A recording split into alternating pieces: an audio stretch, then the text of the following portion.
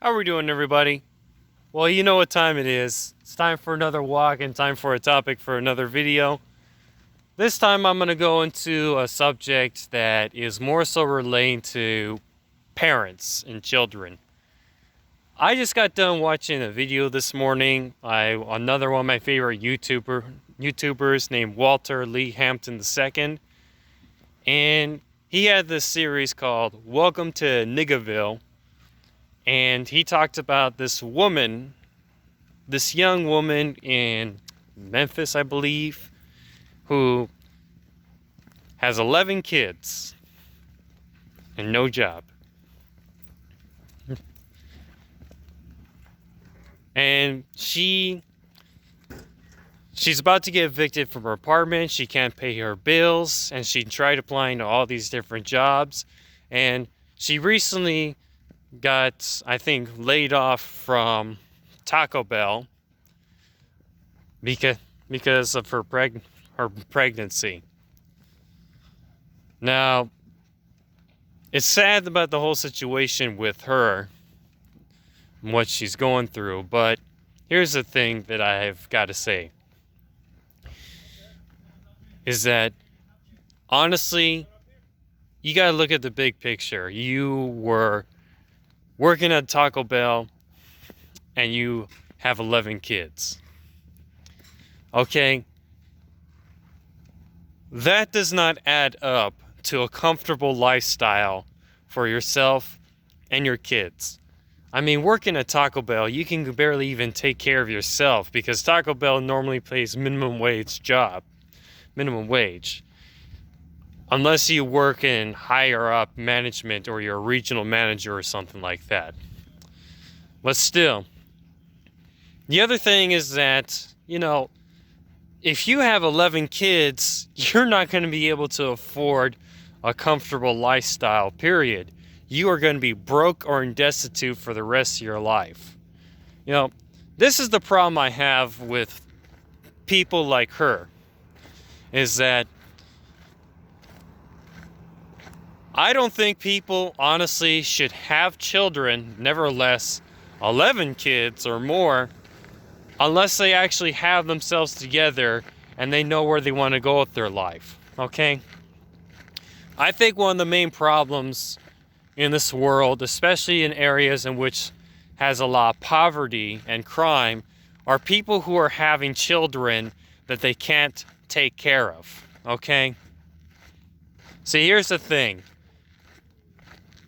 I thought about whether or not I want to have kids for a while, and I decided that, I'm not ready. I'm 26 years old, but I'm not ready to have kids.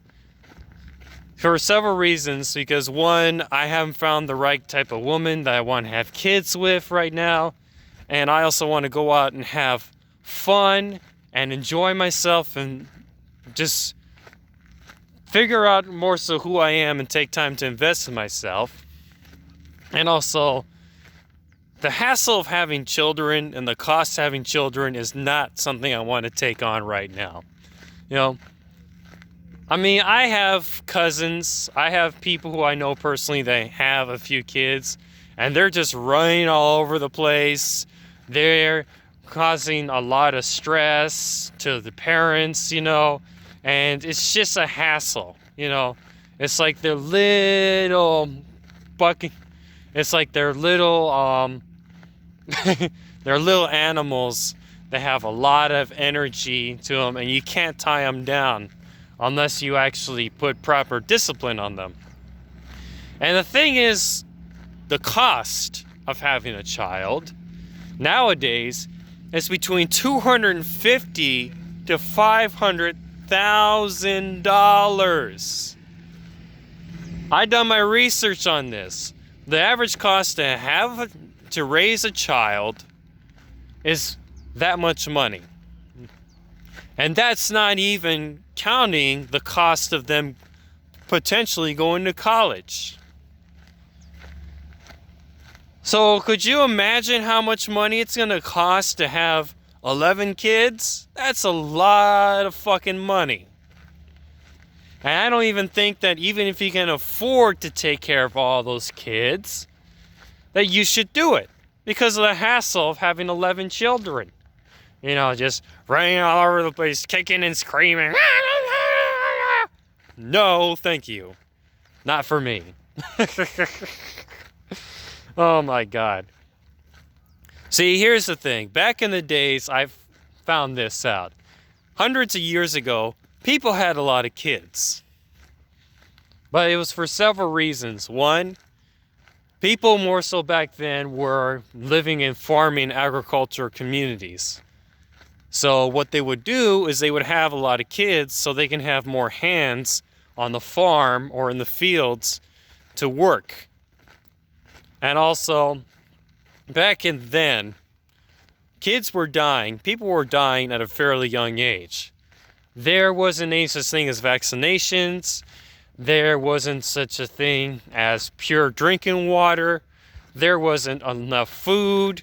There wasn't basically enough that's needed in order to make sure that you have a higher chance of having a child to raise till adulthood.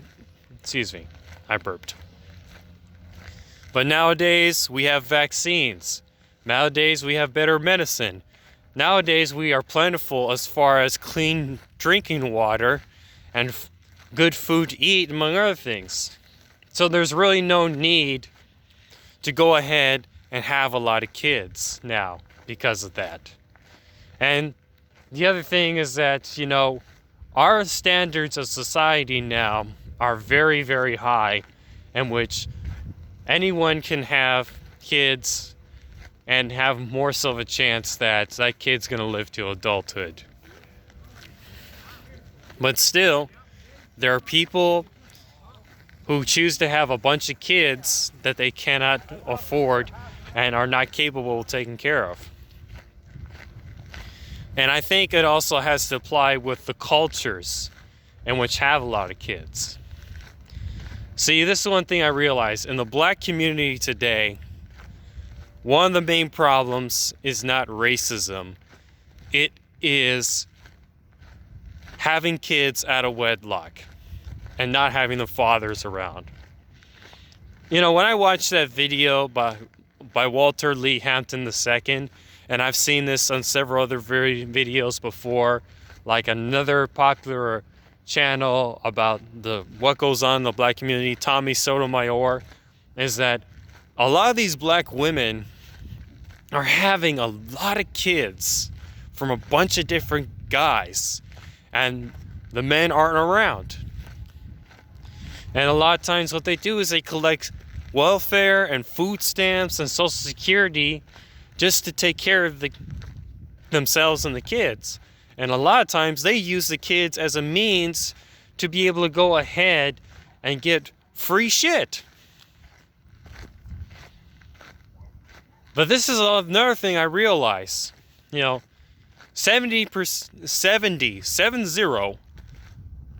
of all black kids, or a little bit more, are born out of wedlock and are raised in broken homes. And it's also been proven that children who are born out of wedlock and raised in broken homes are more likely to drop out or get kicked out of high school. They're more likely to be engaged in underage teenage pregnancy. They also are more likely to end up getting involved in crime or mischievous behavior. And they're also more likely to end up in prison or sometimes even getting killed. You know, and the other thing, leading on that last subject, is that the black community has a lot of crime within itself. You know, the thing is, what I come to realize is that a lot of these young black guys who are in gangs, who are involved in drug dealing or whatever, they came from broken homes. Say, for example, at the Red Lobster where I've been working at for the past 10 months, there was this young black kid, this young black guy, 20 years old, and he was from Watts, and he used to be a part of a gang called the Grape Street Crips. And he said that, when I asked him, why do you think a lot of young black guys from your hood or in a lot of the ghettos throughout the United States are going into the streets and living that lifestyle? And he said that most of us did not grow up with our fathers in our lives. And we see the guys who are out in the streets and out in the corner who are gangbanging, selling drugs, and pimping out women as being our male role models and our father figures. And I already thought that way because I've seen all these rappers. I've heard the stories of a lot of these notorious gangsters and drug kingpins. And what most of them have in common is they didn't have their fathers in their life. And the other thing I remember this young kid told me was that most of the guys that he knew from growing up when he was a kid, who also went into a lifestyle that he was a part of, eventually got killed before they turned 21 years old.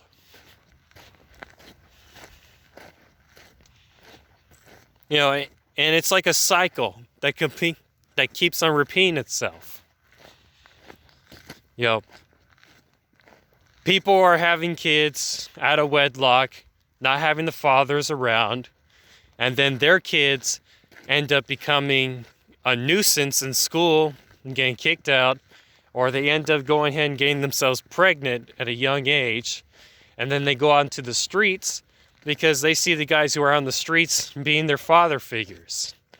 And they end up either going to prison or getting killed at a very young age. And the main root of a lot of those problems comes from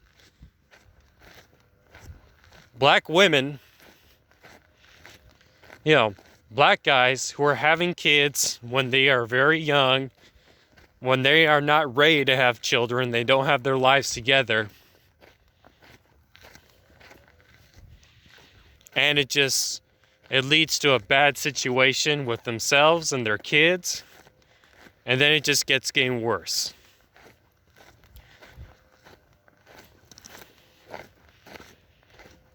So this is what I think about this whole situation, is that rather than blaming a lot of the problems within the black community and other places in which there's a lot of poverty on racism or prejudice or whatever, you got to look within the culture itself and see what is it that's really going on that's causing all these problems. Well, we don't want to address the problem because we don't want to make people upset. We do not want to be considered racist or whatever for pointing out something negative in another culture. Well, I'm not being racist, okay? I believe that the truth has no color. This is not about race. This is the truth. And this is about addressing a situation for what it actually is. Now, I know not all black people, not all black women and black guys are doing this. But it is quite enough that when you go into a lot of these mostly black areas, these neighborhoods and cities, that this is the norm of what is going on.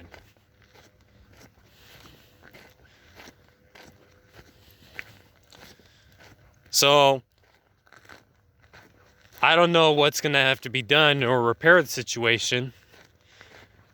But I think that what needs to be done is that black people need to go ahead and wake up and realize that this is